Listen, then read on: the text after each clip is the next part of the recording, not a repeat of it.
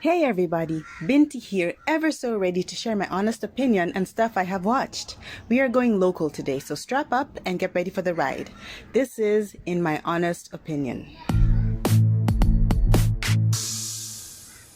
Alright, so our movie today is An Instant Dad. It's a fairly recent movie that came out in 2023. It's about a man, or as IMDb calls him, a serial bachelor who discovers that he has a daughter. As he comes to grips with that reality, he must overcome his fears in order to take up the responsibility that has been thrust upon him. Now, let's take a look at the talent behind the production. Jennifer Gatero is the writer and director of the film, and she is one of the greats, having written her first TV script in high school. You remember Better Days? You give me hope for better days, better days. That one, yes, that was her. And as for cast, we have Blessing Lungaho acting as our main character Ricky, Hannah Wanjiku in the role of Amy, the daughter, Tori Wachanga as Ricky's cousin Leah, and Alice Ngina as Ricky's mom. Alright, cast introductions aside, now let's get into it.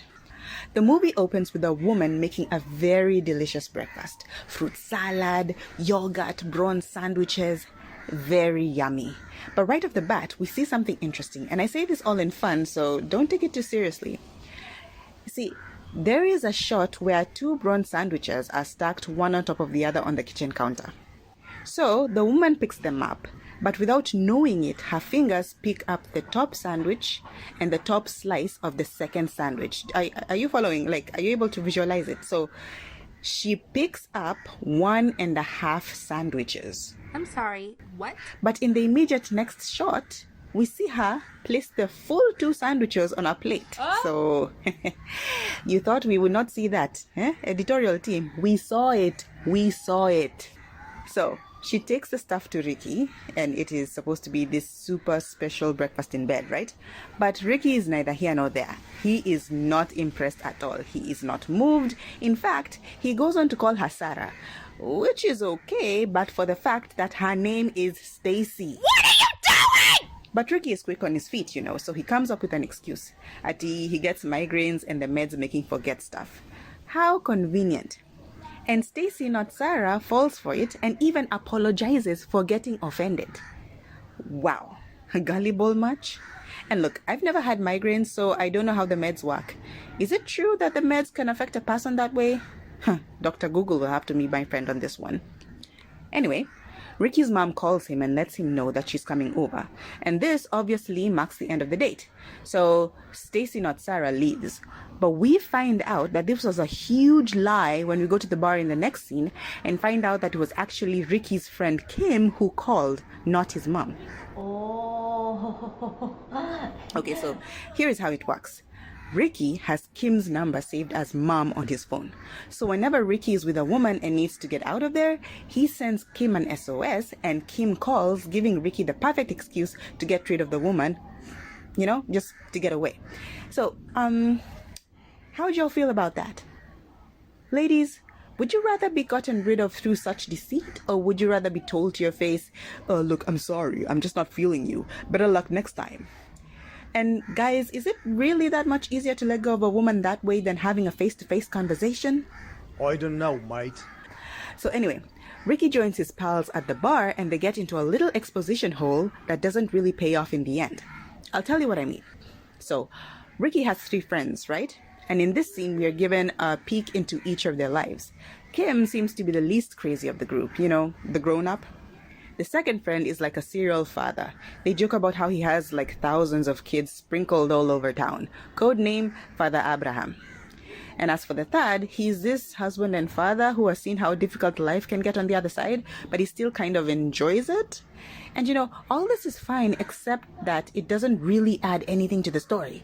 We never see these friends again except for maybe once or twice much later in the story, and all this information they invested minutes in telling doesn't come to play at any one of those times. Now, don't get me wrong. Yes, It is good to know the kind of company Ricky keeps. But if the friends were not going to be a major part of the movie, then we didn't really need to know them that much. You know what I mean? There was so much potential here. The friends could have been used to pose as a distraction to Ricky, or an obstacle to him taking up responsibility, or, something like that. But instead, they are just there filling up space. The movie would have still gone on seamlessly even if they weren't there. And you know what? That's always a way to tell if a character really needs to be there in a story. Would that character's absence affect the story? If yes, keep the character. If not, boot him. He's just filling up space. So the next day, and I'm assuming it's the next day, we are at Ricky's house and the doorbell rings. Ricky is super excited to receive his guest because he knows it's this hot chick he invited over for a fun time. But when he opens the door, lo and behold, it is no hot chick, but instead the most adorable girl standing on his doorstep. Like, seriously, she's the cutest. We have an awkward staring match between them for a few moments before she tells him that she is his daughter. Now, it pains me to say this. It really does, but this reminds me of a certain movie that came out in 2007. It had Dwayne Johnson in it. Back when he still called himself Dwayne "The Rock" Johnson. It's called The Game Plan. You remember Game Plan? The Rock's at home expecting some hottie to be at his door, but then when he opens it, he finds a cute little 8-year-old girl smiling up at him claiming to be his daughter. Yeah, that's a bit too similar. Just a bit, or a lot. It's too close. It's too close. I'm sorry. That's so whatever. So anyway, Amy, the little girl's name is Amy, explains that she is Ricky's former to the power of infinity girlfriend's daughter, and that said former girlfriend, whose name is Patricia, is DEAD, dead. All this time, Amy had been living with her grandmother, but Granny is sick now, so she had to move into a home. Therefore, Granny wrote a note, put Amy in a cab, and sent her alone to find her father, a man she has never met, to a place she has never been. And Amy's 10. I don't know how things were back in the day, but in this day and age with all the abductions and whatnot, is that a safe thing to do? The invariables alone are terrifying. I'm sorry, guys, but let me just go off on a little tangent here. Being a parent is hard. It is hard. It is terrifying. I don't even know if I'm going to make it sometimes. I now get why my parents took their sweet time before allowing me to travel around in buses and matatus alone, because the world is a scary place. When I was a kid, I saw my parents as wet blankets because they didn't want me to travel around alone like the other kids. And I thought that those other kids were the cool ones because they had all of the freedom to just go wherever they wanted, when they wanted, without supervision. But now that I am grown and I have kids of my own, I get it. My kids are pretty young now, but I am dreading the day they start asking to go around places by themselves. Woo! But we're not here to talk about me, so back to it. Ricky pays his cousin Leah a visit and tells her everything. Now, Leah works at Child Services, so obviously she promises to help him out. And it is in this scene that we see that Patricia, Amy's late mom, was very special to Ricky. Chances are that it will come out in a later scene that she was the one. So, back at home, Ricky begins to see how non-child friendly his house actually is. There is nothing for Amy to eat in the fridge. He doesn't know how to work the parental controls for his TV. And full disclosure, neither do I. And his phone has to be kept away from Amy's line of sight at all costs. And I really enjoyed how confused and unsure of what to do he was in this scene. He really portrayed it well. I felt his agony. So, it's pizza for dinner. And before they dig into that tiny circle of cheesy goodness, and I say tiny because that pizza was super tiny. Anyway, before they dig in, Amy asks Ricky to pray for the food. And you know what? The script does not disappoint.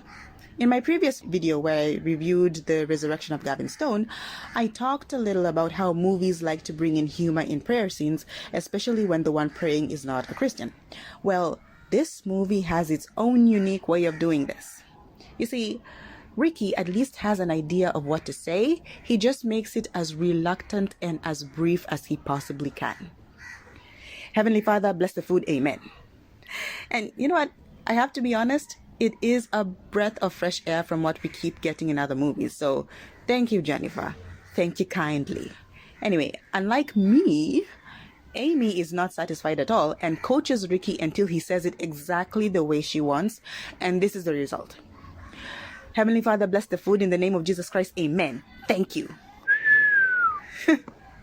Dude just wanted to eat his pizza in peace. Maskini. Anyway, Leah tells Ricky that she hasn't found anyone to take care of Amy, and Ricky is not having it. He begs her to find anyone, to take Amy because he's not the right person for the job. And this is going to be a thing we'll see again and again throughout the movie. Basically, Ricky will keep emphasizing to Leah how inadequate he is to be a parent. But then again, Ricky, who is adequate? We're all just trying to make it through. We're all in this together. So Ricky informs his house help that Amy will be staying with him for a while, and he asks her to look out for her, and bless her heart, she agrees.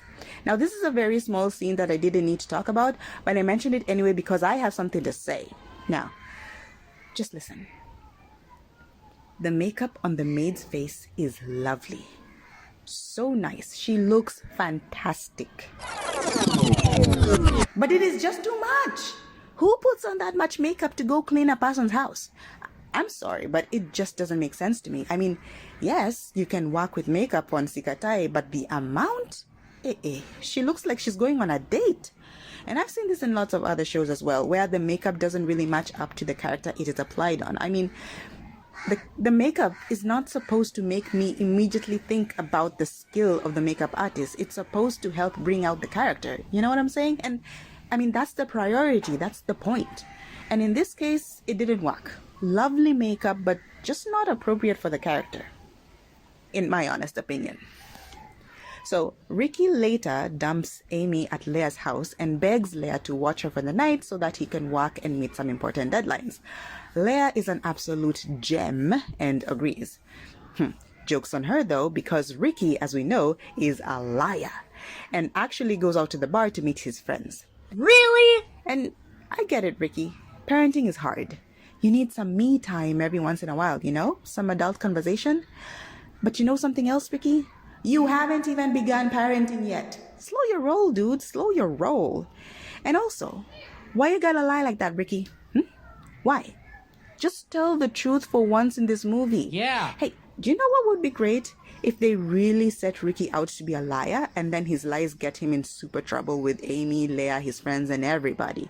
So at some point, everyone will form a tight ring around him and call him out for his lies. And then he'll be in the center alone like, oh, I'm sorry, I didn't mean to let it go that far. Okay, I watched too many movies. Anyway, the next morning, Leah is pissed because Ricky completely forgot to pick Amy up. So they come to Ricky's house to discover that he didn't even really have a work thing to begin with. He was just out partying all night and whatnot. Ricky whines about his situation and how he didn't ask for any of this, but Leah tells it to him straight. You can't keep acting like a child when you have one. Ouch. You know what? Let's face it. We could all use a Leah sometime in our lives. Leah, where are you at? I need you, girl. So now we get to the part of this episode where I give you a pop quiz. You see, at this point in the movie, something has to happen in order to change the dynamic between Ricky and Amy for the better. Now, when movies want to do something like this, they use various methods. So here is your question. You ready? Okay. In order to improve Ricky and Amy's relationship, will the movie use A, conflict, B, humor, or C, a crisis? Now I'm just going to let that question marinate for a few moments. We'll get back to it, I promise. So Ricky goes to work, for real this time, and right in the middle of a meeting, he gets a call from his house help that Amy is sick. He drops everything without a second thought and dashes off to the hospital to meet Amy and the house help there. It's kind of sweet, really, because this is a guy who insists that he's not adequate enough to be a parent, yet here he is doing everything a parent would do. Aww. And oh, if you haven't figured it out yet, the answer to the pop quiz is C. The movie went with crisis. But it is pretty much a crisis with a small c, and I'll tell you why. You see, When we get to the hospital room, we find a very calm, healthy-looking, undisturbed Amy sitting across a very pleasant doctor, played by Jennifer Gatero herself, by the way. Now, this crisis, I call crisis with a small c because Amy is fine. From the way the phone call sounded, I expected her to be hunched over or at least a kishikatama, but girl is A-okay. Another thing we never get to learn is what the symptoms were, and we don't even get to know what the diagnosis is. Dr. Jen just immediately prescribes an injection and says that that should cover it. Now, that's not the worst crime in cinematic history, but this is a point in the story where things change significantly for Ricky and Amy. So we needed a little more meat here, you know what I'm saying? And it didn't need to be a super big, life-threatening issue either, no, because I know it's hard to get medical facts and terminologies right for the screen. All I'm saying is that the scene needed a little bit of weightiness to it, you know? But back to the injection. Now, Amy is terrified of the needle, but Ricky is a star, and we get a sweet moment where he talks her through it, and he tells her to look at him and block out everything else, and it is such a tender moment. So cute. Fathers and their daughters, right? And that's the beauty of dads. They give you the courage to do stuff. More of that, please. More. Ricky and Amy go home to do what every father and daughter do when they are from the doctor's office. They get into a spelling battle. And it is super cute to watch. After that, for lunch, Amy asks that they make chapos, and just like that, we are ushered into a lovely father-daughter cooking montage consisting of, but not limited to, joyful flower fights, endearing bickering, endless giggles and chuckles, and violins in the background as a flower fight in slow motion. You know, watching this as a parent, I'm like, oh, that looks like so much fun. I should let loose and do that with my kids sometime. It's worth it to bond with them. But then I look at my kids' ages and I think about the mess that would result, and I'd be like, lakini nani atabaki akisafisha hii unga yote? Si ni mimi? Acha ikae, tutabond wakijua kupiga deki. Pris, not my portion. No way. So later that night, Amy tells Ricky a bedtime story. She says that this is one of the stories her mom used to tell her, and it is very clear that that story was based on actual events, if you know what I mean. We, the audience, figure out that Ricky and Patricia loved each other very much. But something serious happened that made Ricky withdraw and leave Patricia for good. And as Amy tells the story, Ricky is just wilting with regret inside as he realizes that Patricia never stopped thinking about him and that he lost his chance with the one. Okay, so as I warned you before, Ricky goes to Leah again to tell her how horrible he'd be as a dad and begs her to help. Leah tells him that she found an aunt who is willing to take Amy in, but she has 8 kids. What? How? Am I reading this right? 8 kids? On purpose? Hashtag superwoman, manze. But anyway, as I was saying, the aunt has 8 kids, so if Amy goes there, it's not like she's going to get the best life. Just then, Ricky's mom, his actual mom, calls and demands that Ricky comes to see her. With Amy. How did she find out? Cousin Leia. Naughty. Okay, so now we're at Grandma's place, and she is lovely, warm, fun, hip. Go Granny. Amy and Ricky's mom, she wants to be called Shosho here, by the way, they hit it off immediately. They talk stories over lunch, and in one of those stories, Shosho mentions Ricky's dad and how he and Ricky were very close. It is a sore subject, and it is pretty clear that Ricky is still deeply affected by his father's passing. Next, we are treated to another father-daughter montage, which I like to call the "This is how I grew up" montage. Ricky shows Amy around the farm, teaches her some farm stuff, takes her on a bike ride on a blackie. You remember those blackies? Are they still called blackies these days, or did the lingo change? And showing a kid around the place that you grew up and showing them the ropes. It's every parent's dream, isn't it? And fortunately for Ricky, his kid is super interested in seeing and learning everything. And through it all, we see Ricky thaw more and more towards Amy as he watches her and hangs out with her.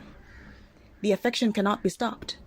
Shosho has also been watching and has a small chat with Ricky. She affirms him and tells him that he's been doing a great job with Amy. And that's yet another universal parental dream he has realized, to be affirmed in what you're doing with your children. But then things get real, and she says this: I didn't know so much about grief or what it could do to a young boy. I wish I had known. I would have helped you deal with it. You see, Ricky never really grieved when his dad died. All he did was go numb. And his poor mom, she probably did the best she could at the time without realizing that her son was worse off than she thought. It really is a tough situation. I can't even begin to imagine how hard it must have been for the both of them. How does a grieving parent be there for her grieving child? Oh, whoa. This movie just got deep.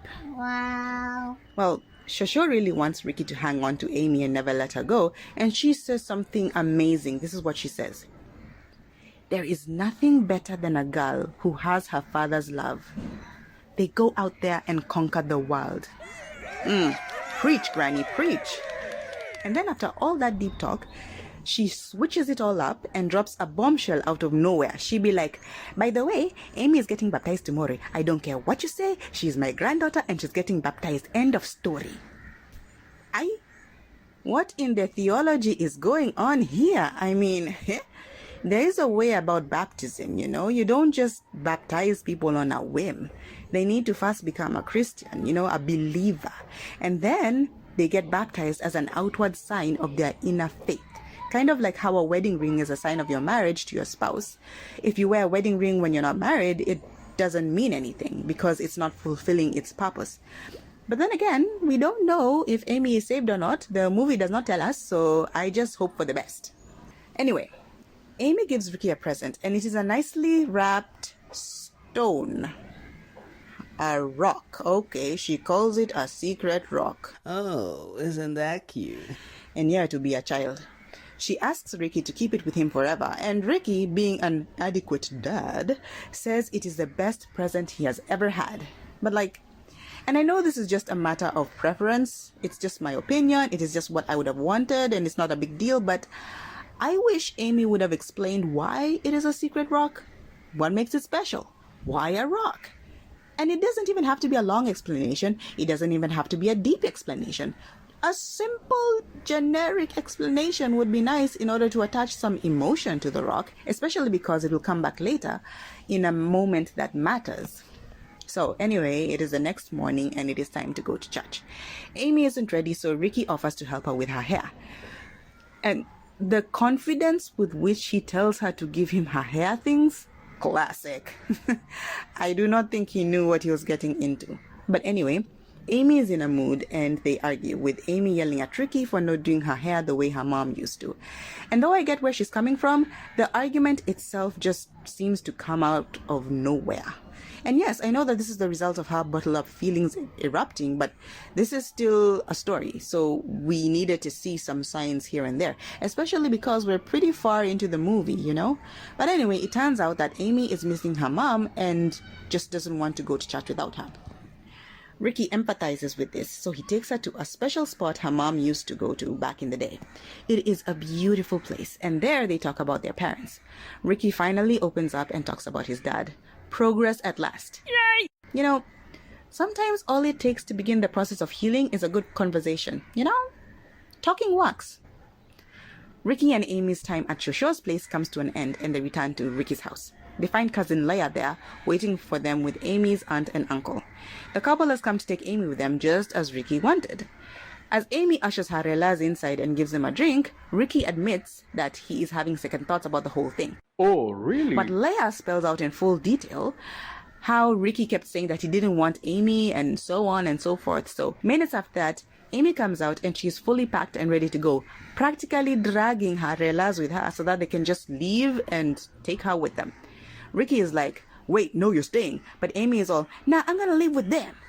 Ricky tries to convince her to stay, but Amy reveals that she heard him talking with Leia. She heard that Ricky did not want anything to do with her. She blows up and cries, dishing out how hurt she is and how hard it was for her to grow up without a dad. Ricky has nothing to say to any of it. Amy doesn't want to see him again and leaves him crushed. Ricky's life feels empty now, like a light has been switched off. Kim invites Ricky to hang out with the guys at the bar, and though Ricky isn't feeling it, he goes anyway. But it's kind of a good thing he went, because when he's there, he realizes that he's not the same Ricky we met at the beginning of the movie. He's changed. The conversation doesn't work for him. The environment doesn't work for him. They no longer bring him satisfaction and joy. And yes, parenting does that. Once you are invested in it, you will never remain the same. So Ricky leaves the bar realizing that that lifestyle is no longer it for him. I mean, his friends, yes, but the lifestyle, no. Ricky and Leia get to talking again, and Ricky says that in his efforts to not fail Amy, he still ended up failing her in the end. And isn't that always a struggle? Wouldn't life be so much easier with a template for parenting? Yeah! Ricky opens up about how bad his grief and depression got when his dad died, which led him to leave Amy's mom, Patricia. He got into drinking and numbed everything out, and he says this: "It's just simpler when you don't feel." Yes, Ricky. It's simpler. But it's also lonelier too, isn't it? And harder. Simple isn't always easy. The mushy stuff goes on a little longer.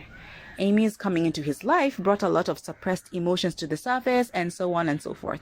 Long story short, Ricky took a DNA test that officially confirms that Amy is indeed his daughter. And he wants her back. Ricky and Leia go to get Amy, but Amy doesn't want to see him or talk to him. They argue it out. Ricky tells Amy that he loves her, she loves him back, and voila, the rift is mended. But having been a kid and now being a parent, I can see both sides of the argument. Ricky was saying that he was scared that he wasn't good enough for her, and Amy just doesn't see what he could possibly be afraid of.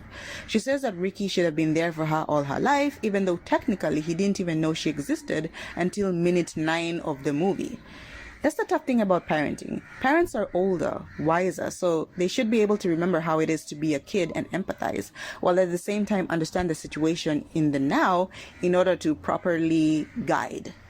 This is unlike kids who only know how it is like to be kids and therefore cannot quite fully understand things from the adult point of view. So the one who has a broader eye view, in this situation the parent, is the one who has to condescend and be the bigger person in order to teach and guide well. Manze, adulthood is it's a tearjerker. Where? Oh, remember that special rock thing Amy gave Ricky back at Shosho's place? Ricky gives Amy one too, only that he calls it a magic rock. And she's supposed to keep it forever and ever. Oh, that was so cute! Yeah, that was cute. Again with the magic. Look, what is this magic business about? Give us context, something, anything. What is the rock supposed to do? Be a lucky charm? Remind them of their love? What? But you know what? It's alright. It's just a rock, not a big deal. Except that it is. In a sweet conclusion, Ricky says that he turned his office into a bedroom so that she can finally have a room of her own. He even painted it pink, and I'm like, huh? What timeline is this? Because here's the thing, let me walk you through it. In the previous scene, he was considering bringing Amy back. Like, he hadn't really decided, and he wasn't sure that she would even want to come back. And in this scene, he is wearing the exact same clothes, meaning it is the same day. So at what point did he convert his office into a bedroom and paint it pink? Huh? Can someone help me out here? Because the mathematics is not mathematicking. Anyway, the movie ends with Ricky and Amy at Shosho's place. Amy calls Ricky dad for the first time, and they live happily ever after. The end. We made it! Now, what did I think about the movie?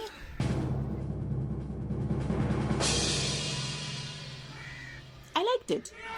I really had a good time watching it. I thought that the acting was good. I really enjoyed watching Ricky and Amy. They carried the show for sure.